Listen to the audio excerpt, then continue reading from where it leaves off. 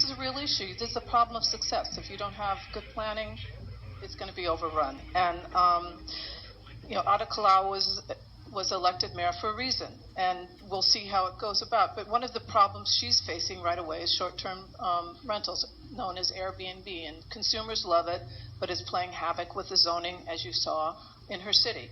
Now, this is not all gloom and doom, as you know from the last panels. One of my favorite examples, and I'm going to be really shameless and show you my book, which comes out in paperback next month. But when I spent 5 years looking at models, I have to tell you, France just leapt out. If you want to go and see how to develop, this is decades and decades of really minute, anal French bureaucracy, going through from small to large, bottom up. They were wonderful. And my favorite example, a la Barcelona, is Bordeaux. Again, it was all the things that you've heard in these wonderful panels: visionary leadership, bottom up, top down, sideways, this way, that way, micro, macro. I don't know all your terms, but he, the mayor of Alain Juppé, which happens to be a very talented politician, was able to, in 13 years, redo Bordeaux to become a major, fabulous destination point. And he told me his motto was, make Bordeaux great for Bordeaux, for the people of Bordeaux, and we'll have tourism to support it.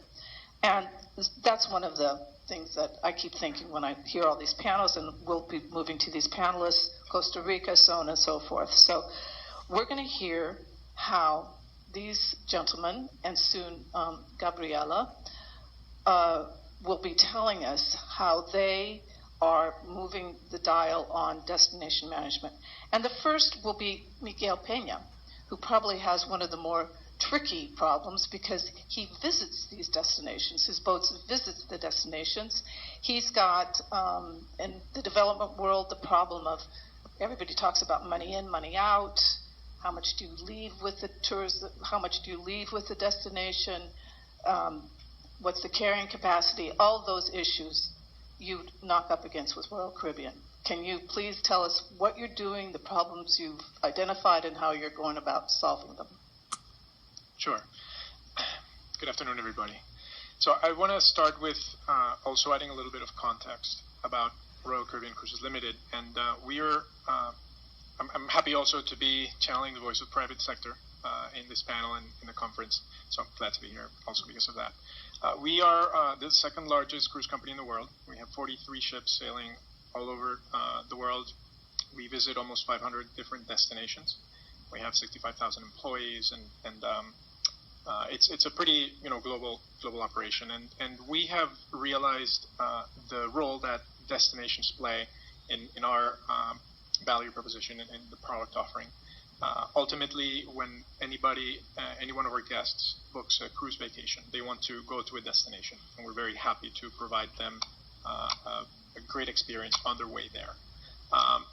So the destinations are really the core of our offering in terms of the experience that we want to ensure our guests have, so that they can return and they can tell others. We've had a long history of looking at what is our impacts in the destinations, and we realize that it's all a matter of balance.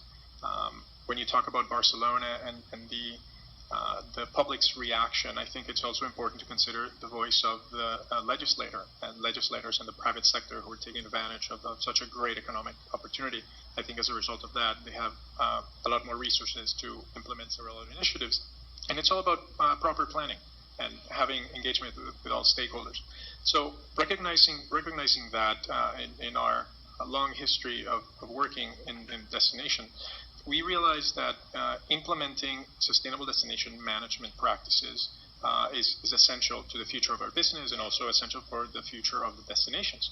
So what we've done is through our Destination Stewardship Program, we have been promoting the adoption of sustainable management practices with our tour operators. It's a pretty large operation too. We have almost 5,500 tours that are offered in the catalog of shore excursions. So we have a great opportunity to also leverage that influence and drive some change in our supply chain of tour operators. We also do that with the destinations themselves. We have been through our Ocean Fund, we have, which is our foundation, our philanthropy organization since 1996. We have been supporting most recently the development of standards, supporting the GSCC criteria, the development of tools, and finding ways to implement those practices in the destinations with our tour operators.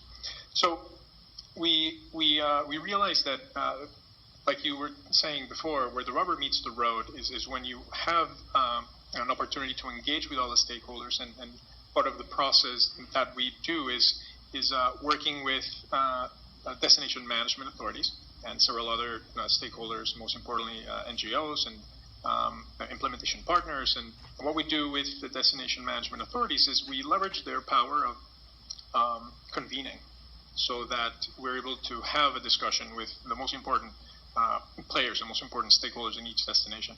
And the purpose is to establish dialogue and really have conversations where you cross-pollinate ideas. In many cases, you have different sectors of government, different sectors within the private sector, different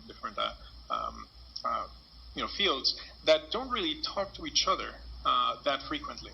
And something really special happens when you create a space and you have a forum for everybody to go through an assessment of what's the status, what is really happening, what are some of the issues that need to be addressed, and finding opportunities to implement solutions that will help address that.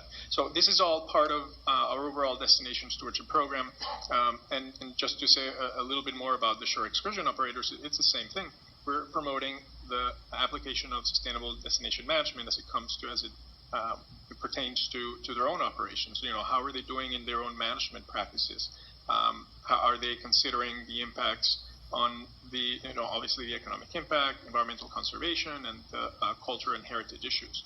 These are all the four main areas that we ask the tour operators and also destination managers to look at. Before we pass on, how have you changed in the last 5 years or so as you've gone through this process of talking to different people, the destination management organizations, so on and so forth? Has Royal Caribbean made any kind of changes from previous practices that would be interesting to the group? Yeah, absolutely. We are, our philosophy for all our operations is one of continuous improvement. And we always go above and beyond compliance on all issues, not only on our environmental policies, but now as we look at the destinations, we begin to understand what our impact is. We begin to find ways to address those issues. We have a much more holistic approach to our understanding and how do we find solutions. Internally, we have a destination stewardship council that has the participation of several areas within our company. Our government relations team, the itinerary planning and deployment folks who determine where the ships are going to go. We have our commercial development team that's in charge of building infrastructure, ports and destinations and such. Our global tour operations is also a voice, our environmental team. So we have a more holistic understanding and approach to our planning and looking into the future. The most important thing, the bottom line, is that it's in everybody's best interest to make sure that the destinations remain attractive to guests. They can continue to attract tourists, and also that it remains viable as for an economic opportunity for our business and all the stakeholders locally. Thank you. Brian, you're one of those destinations, Philadelphia. And before this, we were talking about how movies like Rocky and now recently Creed has made Philadelphia cool again. Culture, heritage, all this sort of stuff. How have you lifted Philadelphia up through this? And more importantly, how do you include the small restaurant owner, the community crew in this corner, the famous murals of Philadelphia, et cetera? How do you make that work? So, good afternoon, everyone. First of all, we're the Convention and Visitors Bureau. So our role is to bring more conventions to the city.